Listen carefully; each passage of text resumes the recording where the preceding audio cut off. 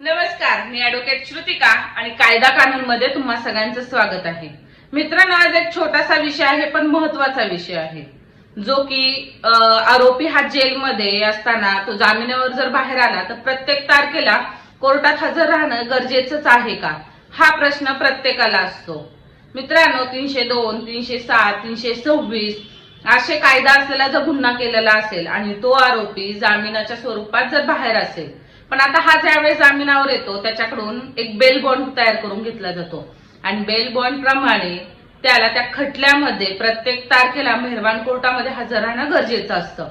परंतु अशा वेळेस काय होतं की काही अशी परिस्थिती असते की कोर्टामध्ये हजर राहणे शक्य होत नाही, तर त्यावेळेस एक गैरहजरी माफीचा अर्ज देणं गरजेचं आहे।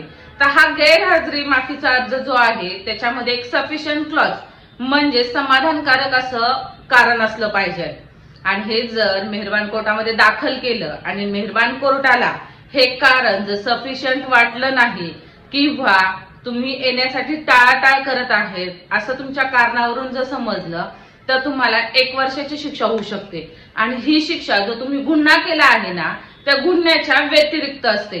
त्यामुळे मेहरबान कोर्टामध्ये प्रत्येक तारखेला हजर राहणं खूप गरजेचं आहे। आणखीन काय प्रश्न असतील तर कमेंट्स बॉक्समध्ये नक्की विचारा। धन्यवाद।